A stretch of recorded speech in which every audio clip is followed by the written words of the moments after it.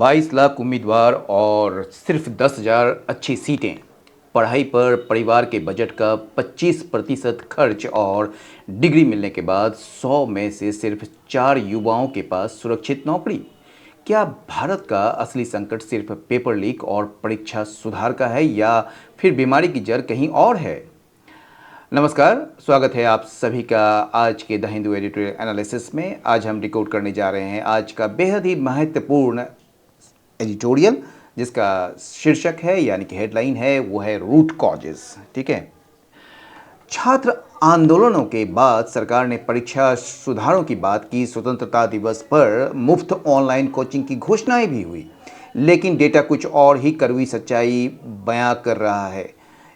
MOSPI यानी कि ministry of statistics and programme implementation के आंकड़े बताते हैं कि कोचिंग माफिया और महंगी तैयारी ने परिवारों की कमर तोड़ रखी है। वहीं कॉलेज से निकलने के बाद युवाओं के लिए बाजार में नौकरियां ही गायब है।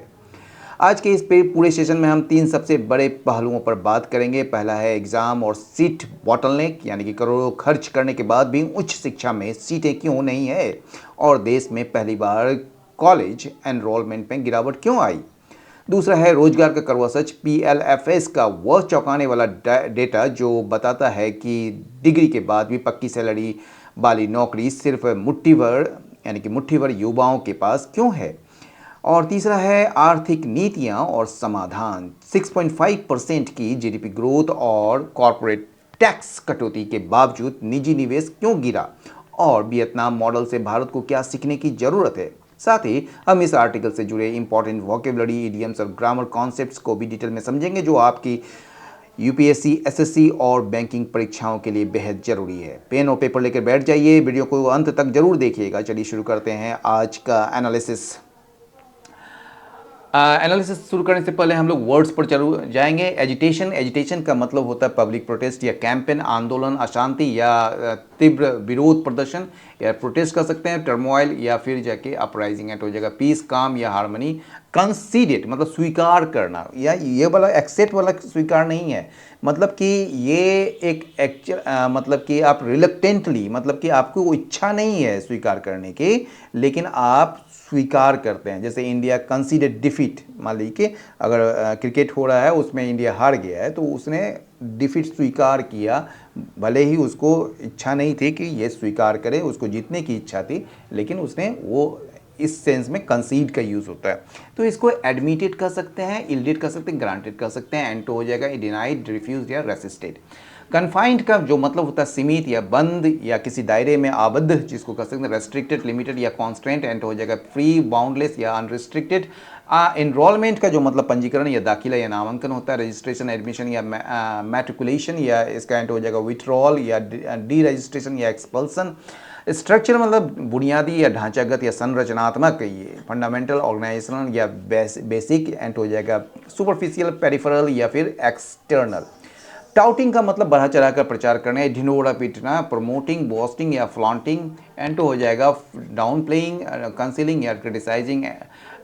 नेक्स्ट जो वर्ड है वो रिट्रीटिंग मतलब पीछे हटना, कम होना या विमुख होना। विड्रॉइंग, रिसीडिंग या श्रिंकिंग, एंड हो जाएगा एडवांसिंग, एक्सपेंडिंग या प्रोग्रेसिंग। टेम्परिंग मतलब संयमित करना या संतुलित करना भी होता है। तो इसका साइनो हो जाएगा मॉडरेटिंग, सॉफ्टनिंग या फिर मिटिगेटिंग, एंड हो जाएगा एग्रेवेटिंग, इंटेंसिफाइंग या स्केलेटिंग। जिल का जो मतलब होता है अति उत्साह, जोश या तीव्र निष्ठा कर सकते हैं। पैशन, एंथुजियाज्म या फॉरवर्ड, एंड हो जाएगा एपैथी, इंडिफरेंस या रिलक्टेंस। डिसिप्लिन का मतलब अनुशासित करना, नियंत्रित करना। रेगुलेट, कंट्रोल या रिस्ट्रेन, एंड हो जाएगा डिसरप्ट, कैओस या डीरेगुलेट। ईडियम फ्रेजेस भी देख लेते हैं। बियर आउट का मतलब होता है किसी बात की पुष्टि करना या सच साबित करना, यानी टू कंफर्म द ट्रूथ और accuracy of something to support with evidence. तो लेटेस्ट इंप्लॉयमेंट डाटा जो है ना वो पुष्टि करता है कंसर्न्स को रेज्ड बाय इकोनॉमिस्ट, जो कंसर्न्स उठाए गए हैं इकोनॉमिस्ट के द्वारा। फाइन एंड इको का मतलब होता है किसी विचार या बात की गूंज दूसरी जगह सुनाई देना या समर्थन मिलना उसका। The students grievances found an echo in the national parliament, यानी कि जो संसद में जो है छात्रों की शिकायतों की गूंज सुनाई दी, यानी कि उनको एक समर्थन मिला। ठीक है ना। Best place to do something, यानी कि इन द मोस्ट सुइटेबल और एडवांटेजियस और favourable position to achieve a goal, यानी किसी कार्य को करने के लिए सबसे उपयुक्त और अनुकूल स्थिति में होना। यानी कि the manufacturing sector is best placed to absorb fresh college graduates, यानी कि जो कॉलेज के जो स्नातक हैं या डिग्री वाले जो हैं उसको नौकरी देने के लिए जो है या खपाने के लिए जो है विनिर्माण क्षेत्र यानी कि मैन्युफैक्चरिंग सेक्टर में जो है सबसे उपयुक्त स्थिति, मतलब वहाँ पर जब बहुत ज़्यादा नौकरी पैदा की जा सकती है और इसका अच्छा वो रिजल्ट दे सकता है। नो वेयर नियर मतलब दूर दूर तक, यानी कि उम्मीद से कोसों दूर, ठीक है ना। द कंपनीज एनुअल रेवेन्यू जो है ना was nowhere near its original target, इसके ओरिजिनल टारगेट जो इसने किया था उसके आसपास भी नहीं है, मतलब कि बहुत ही दूर है उससे। अनमूव्ड बाय का मतलब होता है अप्रभावित रहना या किसी बात या छूट का कोई असर न होना। Investor remain unmoved by the recent reduction in interest rate, interest rate में जो हाल में कटौती की गई है उससे इन्वेस्टर जो है अप्रभावित रहे, मतलब उसको कोई फर्क ही नहीं पड़ा इससे, ठीक है ना। आगे चलते हैं रूट कॉजेज में। तो आज का ये हेडलाइन है ये, और ये बताया जा रहा है कि भारत के जो युवा हैं उसके सामने खड़ी समस्याओं की जो बाहरी सतह को देखने के बजाय उनकी असल और बुनियादी वजहों यानी कि रूट कॉजेज की पड़ताल करना चाहिए, ये रूट कॉजेज एडिटोरियल कह रहा है। और इसका जो सब हेडलाइन है वो कह रहा है कि इंडिया का जो यूथ क्राइसिस है, ठीक है, यूथ क्राइसिस जो है is about the absence of jobs not just examination reform. ये बोल रहा है कि जो छात्र की जो परेशानी है, जो संकट है, वो सिर्फ परीक्षाओं के पेपर लीक या परीक्षा सुधार तक सीमित नहीं है, केवल नॉट जस्ट एग्जामिनेशन रिफॉर्म, बल्कि यह जो समस्या है, असल समस्या जो है यह है कि पढ़ाई और डिग्री पूरी करने के बाद जो है बाजार में नौकरियां ही उपलब्ध नहीं है, ठीक है, वो एब्सेंस है ऑफ जॉब्स का, ठीक है। चलिए आगे बढ़ते हैं। It has been a few weeks since the youth agitation force the resignation of then union education minister Dharmendra Pradhan. अब देखिए यहाँ पर हैज़ बीन से यूज़ हो रहा है और इसके बाद जो है सिंस के बाद जो है ये जो क्लॉज शुरू हो रहा है ये फोर्स्ड कर रहा है, ये पास्ट का, यानी कि ये पहले घट चुका है, यानी कि 15-20 दिन पहले हुआ है कि रेजिग्नेशन हुआ है union minister education minister Dharmendra Pradhan का, और उसके बाद जो है कई सप्ताह बीत चुके हैं, मतलब कि अब बीत चुके हैं तो अभी बीत रहे हैं ना, तो वो प्रेजेंट में कहा जाता है। वैसे भी प्रेजेंट परफेक्ट जो है पास्ट प्लस प्रेजेंट दोनों होता है, आपको पता ही होगा, क्योंकि पास्ट में कोई एक्शन शुरू होता है उसका इफेक्ट अभी भी पड़ रहा है तो उसके लिए हम प्रेजेंट परफेक्ट का यूज़ करते हैं। तो it has been a few weeks, ये कई सप्ताह बीत चुके हैं, यानी कि क्या कहेंगे आप इसको, मतलब कुछ ही सप्ताह हुए हैं सिंस द यूथ एजिटेशन, जब जो है जो छात्र आंदोलन जो है यानी कि युवाओं के जो आंदोलन ने फोर्स किया, बाध्य किया द रेजिग्नेशन ऑफ देन, उस देन मतलब उस समय के तत्कालीन यूनियन एजुकेशन मिनिस्टर धर्मेंद्र प्रधान को इस्तीफा देने के लिए मजबूर किया।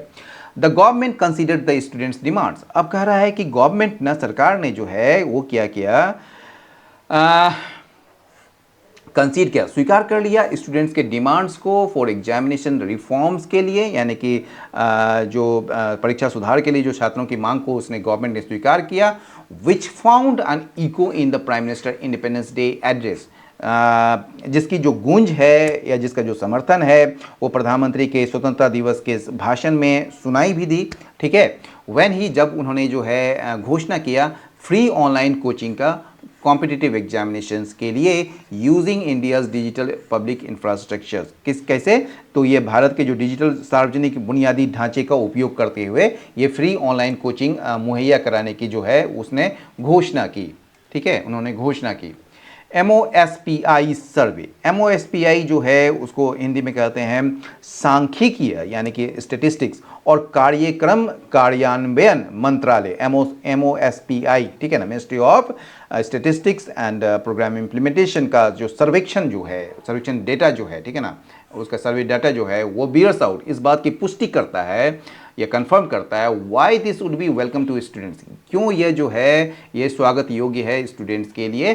Private coaching cost 16% of what an Indian family spends on a child education, यानी कि कह रहा है कि एक जो भारतीय परिवार है, इंडियन फैमिली जो है, ठीक है ना, वो अपने बच्चे की शिक्षा पर जो खर्च करता है उसका 16% हिस्सा निजी कोचिंग पर खर्च हो जाता है, ठीक है ना, निजी कोचिंग में खर्च होता है भैया। तो प्राइवेट कोचिंग जो है वो 16% जो है वो चाइल्ड एजुकेशन का जो एक फैमिली खर्च करता है, इंडियन फैमिली, उसका 16% प्राइवेट कोचिंग को चला जाता है, अगेंस्ट 12.5% इन 2008, जबकि ये 2018 में जो है ना ये 12.5% ही था, ठीक है ना।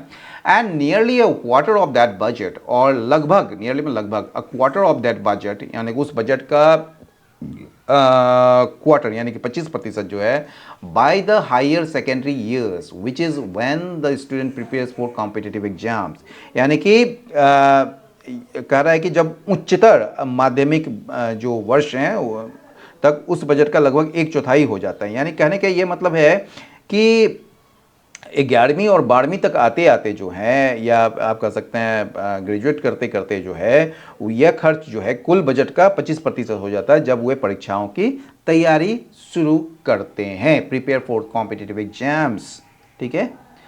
चलिए आगे बढ़ते हैं। Cheaper coaching is of limited value, cheaper coaching का जो है ना, जो सस्ता कोचिंग जो है ना, वो बहुत उसका वैल्यू नहीं होता है, बहुत मतलब कि उसका कोई फायदा ही नहीं होता है, ठीक है ना। Cheaper coaching is of limited value as, क्योंकि क्वालिटी प्रोफेशनल एजुकेशन जो है वो सीमित है, remains confined to a handful of institution, वो मुट्ठी भर इंस्टीट्यूशन तक ही सीमित है, ठीक है ना। फॉर इंस्टेंस, उदाहरण के लिए, ओवर 22 लाख कैंडिडेट्स, मतलब कि 22 लाख से ज़्यादा कैंडिडेट्स जो हैं वो अपियर होते हैं, इस साल अपियर हुए थे इस साल के मेडिकल एंट्रेंस एग्जाम्स के लिए, कितने सीट के लिए, for about 1.4 lakh under graduate seats के लिए, ठीक है ना, with fewer than 10,000 of them, जिसमें से जो है ना 10,000 से भी कम जो है, ठीक है ना, एट द टॉप 50 कॉलेजेस, ठीक है। अगर आप देखेंगे ना कि ये जो शीर्ष 50 अच्छे कॉलेजों में, उसमें से 10,000 से भी कम सीटें थी, ठीक है ना। The situation is similar to joint entrance examination for engineering colleges, यही स्थिति जो है ना, यही स्थिति क्या है, ये सिचुएशन जो है ये बिल्कुल ठीक वैसे ही है joint entrance examination for engineering colleges के लिए, ठीक है ना। यानी कि जब आप इंजीनियरिंग कॉलेज की प्रवेश परीक्षा का भी बिल्कुल यही हाल है, क्योंकि उम्मीदवार जो है लाखों में और बेहतरीन सीटें बहुत कम है। कुछ बेहतरीन सीटें हैं जो आपको आईआईटी और उस टाइप की संस्था जो है वो प्रोवाइड करती है, वो तो बहुत कम है, ठीक है। दैट इज परहैप्स वाई, इसी कारण से शायद, शायद फॉर द फर्स्ट टाइम, पहली बार जो है, सिंस द ऑल इंडिया सर्वे जो है on higher education began in 2011, ठीक है। यानी कि ये 2011 में जो उच्च शिक्षा पर जो अखिल भारतीय सर्वेक्षण शुरू होने के बाद पहली बार जो है क्या हुआ, अंडर ग्रेजुएट इनरोलमेंट जो है वो गिर गया कितना, 93,322 इन 2023-24, यानी कि 2023-24 में जो अंडर ग्रेजुएट इनरोलमेंट है, यानी कि स्नातक जो नामांकन है, उसमें 93,000 यानी कि 93,322 की गिरावट आई, ठीक है। पर्टिकुलरली विशेषकर जो है अमंग यंग मैन, विशेषकर जो है ये जो है युवा जो पुरुष हैं उनके बीच, ठीक है। चलिए, the fall was the sharpest, ये जो गिरावट जो थी वो बहुत ही ज़्यादा थी, कहाँ पर, उत्तर प्रदेश में, जहाँ पर हिंदू की जो एनालिसिस है, यानी कि ये जो पेपर है उन्होंने एक एनालिसिस किया था वहाँ पर, उसने पाया undergraduate enrolment down 1.53 lakh, even as diploma enrolment rose 1.38 lakh, ठीक है ना। कह रहा है कि ये जो है, मतलब ये गिरावट उत्तर प्रदेश में सबसे ज़्यादा थी, जहां द हिंदू के विश्लेषण में जो है ये पाया गया कि जो मतलब कि स्नातक नामांकन जो है, यानी कि इनरोलमेंट जो है अंडर ग्रेजुएट का, वो क्या हुआ, वो जो है उसमें 1.53 लाख की कमी आई, जबकि जबकि यहाँ पर दूसरी बात बोल रहा है, मतलब कि जस्ट उसका उल्टा बोल रहा है, ठीक है। ये बोल रहा है कि ठीक है 1.3 लाख इवन एज, जबकि डिप्लोमा इनरोलमेंट समझ रहे हैं ना, मतलब कि जो मतलब छोटे डिप्लोमा कोर्सेज में जो है वो 1.3 लाख 38 लाख दाखिले बढ़ गए वहाँ पर, ठीक है। एन एनालिसिस ऑफ पेरियोडिक, ठीक है, एक एनालिसिस जो है एक पेरियोडिक लेबर फोर्स सर्वे का जो है जो यूनिट लेवल डाटा का, उसमें पाया गया कि that of every 100 graduates aged 15 to 29, 15 से 29 साल के बीच में 2025 में केवल जो है 26 जो है वो रेगुलर सैलरी एम्प्लॉयमेंट में थे, और केवल 4 जो है हैड अ सैलरी जॉब, जिसके पास कॉन्ट्रैक्ट था और सोशल सिक्योरिटी था। यानी कि ये जो कहा रहा है कि क्या कहेंगे, ये पेरियोडिक जो एक हुआ है ना, ये बोल रहा है कि एक एनालिसिस जो है एक पेरियोडिक लेबर फोर्स सर्वे का, ठीक है ना, यानी कि श्रम बल सर्वेक्षण का जो एक इकाई स्तरीय जो एक आंकड़े हैं, उसके विश्लेषण में जो ये पाया गया, ठीक है, वो क्या पाया गया कि 2025 में जो है 15 से 29 वर्ष की आयु के प्रत्येक 100 स्नातकों में से केवल 26 ही जो है वो नियमित वेतनभोगी रोजगार में थे। 26 वो मतलब 26 वो रेगुलर सैलरीड एम्प्लॉयमेंट, ठीक है ना। और बोल रहा है कि and just 4 had a salary job, और केवल 4 के पास ही अनुबंध और कॉन्ट्रैक्ट मतलब अनुबंध और सोशल सिक्योरिटी मतलब सामाजिक सुरक्षा वाली वेतनभोगी नौकरी थी। सोचिए क्या मतलब की स्थिति है। The youth employment crisis therefore has 2 ends, इसलिए जो है ये जो यूथ एम्प्लॉयमेंट का जो क्राइसिस है, जो समस्या है, इसलिए देयरफॉर इसलिए हैज़ 2 एंड्स, उसके दो मतलब कि दोनों तरफ से, मतलब कि ये जो युवा रोजगार का जो ये संकट जो है ना, वो दोनों तरफ से है। पहला जो है in the preparation for the jobs, जब आप जॉब्स की तैयारी कर रहे हैं तो उस समय, एंड इन जॉब्स देमसेल्व्स, यानी कि जब नौकरियों की तैयारी और पढ़ाई के स्तर पर है पहला, और दूसरा जो है जब बाजार में नौकरियों की कमी के स्तर पर, ये दोनों जगह पर है। यहाँ पर मेयर फ्री कोचिंग वुड, केवल आप जो है ना फ्री कोचिंग अवेलेबल करवा दीजिएगा, तो ये जो है इन दोनों में से किसी को भी ये एड्रेस नहीं कर पाएगा, यानी कि इसका समाधान नहीं हो पाएगा। केवल सिर्फ फ्री कोचिंग दे देने से इन दोनों में से किसी भी समस्या का समाधान नहीं हो पाएगा। अब चलिए सेकेंड पैराग्राफ में, द स्ट्रक्चरल जो प्रॉब्लम्स है, यानी कि जो बुनियादी जो समस्या है, ठीक है ना, इन द इंडियन इकोनॉमी में, ठीक है ना, despite the government touting of 6% to 6.5% growth, यानी कि कहा जा रहा है, ये देखिए इसका जो मेन है प्रॉब्लम्स इन द इकोनॉमी, ये प्रॉब्लम्स का जो मेन वर्ड है यहाँ आर है, ठीक है ना, और ये despite the government touting of 6 to 6.5% जो है वो एक क्या कहेंगे, एक प्रीपोजिशनल फ्रेज है ऑफ कॉन्सेशन, जो बीच में आ रहा है आपको एडिशनल इन्फॉर्मेशन देने के लिए। तो कह रहा है कि भले ही सरकार जो है 6% से 6.5% विकास दर का ढिंडोरा पीट रही है, ठीक है, लेकिन जो भारतीय अर्थव्यवस्था में जो बुनियादी समस्या जो है आर नाउ टू ऑब्वियस, वो इतना स्पष्ट है कि आप उसे इग्नोर नहीं कर सकते हैं, उसको नज़रअंदाज नहीं किया जा सकता है, ठीक है ना। तो मैन्युफैक्चरिंग, अब बता रहा है कि मैन्युफैक्चरिंग जो है आपका, ठीक है, जिसको विनिर्माण कहते हैं, ये एक ऐसा जॉब सेक्टर है जो सबसे उपयुक्त है इंडिया के कॉलेज ग्रेजुएट्स को खपाने के लिए, यानी कि उसको नौकरी देने के लिए सबसे अच्छे स्थिति में है। Remains at around 1/6 of gross value added, ठीक है, यानी कि ये जो क्या कहेंगे आप, अर्थव्यवस्था का जो है ना केवल छठा हिस्सा, यानी कि लगभग 16% पर ये अटका हुआ है, ठीक है। Nowhere near the quarter of the economy the government has long promised, ठीक है, जबकि सरकार ने जो एक लंबे समय से जो है इसे 25% तक पहुंचाने का वादा किया था, ठीक है। Nowhere near, ये कहीं भी उसके आसपास भी नहीं है क्वार्टर ऑफ द इकोनॉमी के 1/4 तक, जिससे कि सरकार ने the government has long promise, जिसकी सरकार ने लंबे समय से वादा किया हुआ है। Meanwhile, इस बीच the private sector has seen retreating, ठीक है, प्राइवेट सेक्टर जो है यानी कि निजी क्षेत्र जो है has been retreating from its task as corporate investment has fallen from 17.3% of the GDP in 2007-8 to 10.3% in 2024-25. ठीक है, यहाँ तक पढ़ लेते हैं फिर उसके बाद पढ़ेंगे।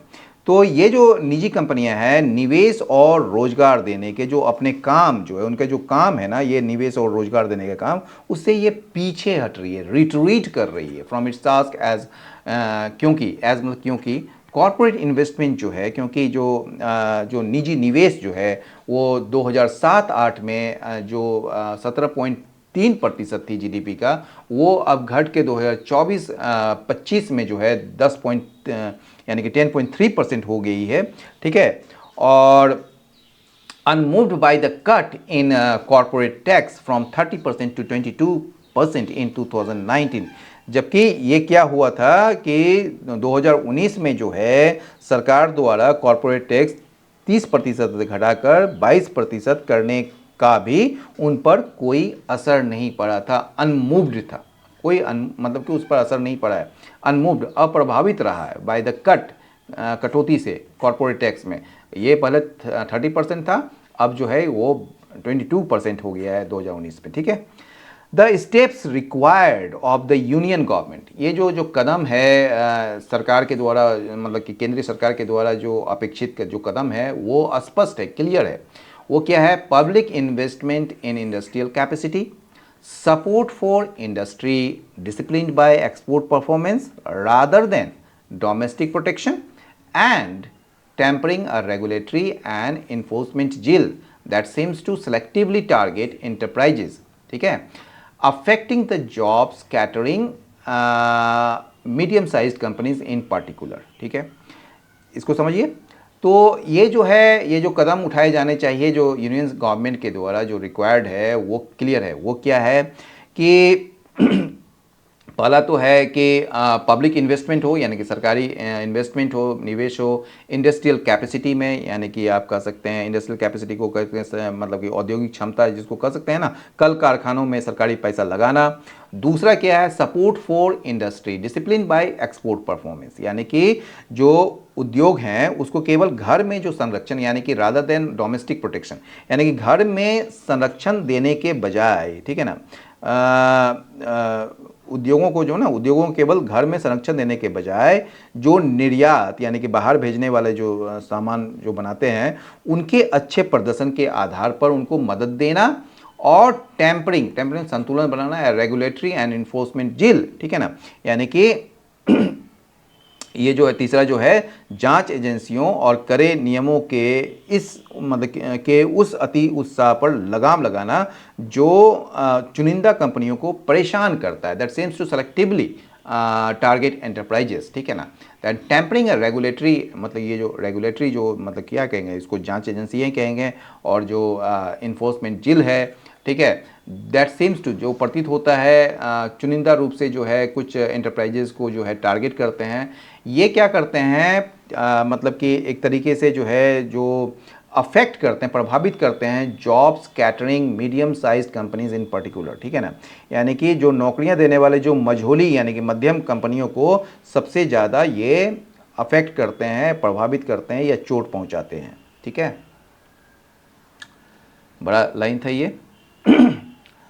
This route has a better chance, और ये जो रास्ता है ना, सरकार अगर ये रास्ता अपनाती है, ठीक है तो उसका एक बेहतर मतलब कि क्या कहेंगे आप, संभावना है, चांस है ऑफ डिलीवरिंग जॉब्स देने की फॉर द यूथ के लिए एट द स्केल, उस स्तर पर जो ज़रूरत है। And as countries such as Vietnam have shown, और जैसा कि ये जो देश है जैसे कि वियतनाम इस चीज़ को दिखाया है, यानी कि जो मतलब कि यदि ये सरकार ये रास्ता अपनाती है तो युवाओं को उस बड़े पैमाने पर नौकरियां मिलने की बेहतर संभावना है जिसकी देश को ज़रूरत है, जैसा कि वियतनाम जैसे देशों ने करके दिखाया है, हैव शोन, ठीक है।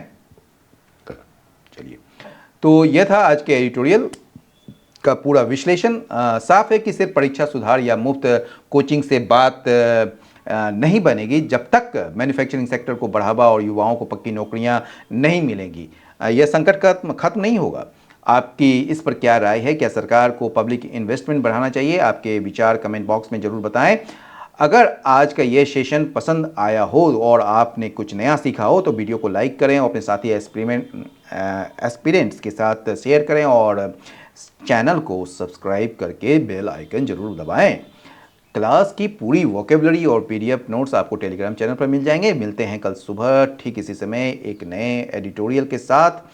तब तक के लिए पढ़ते रहिए, आगे बढ़ते रहिए। जय हिंद, जय भारत।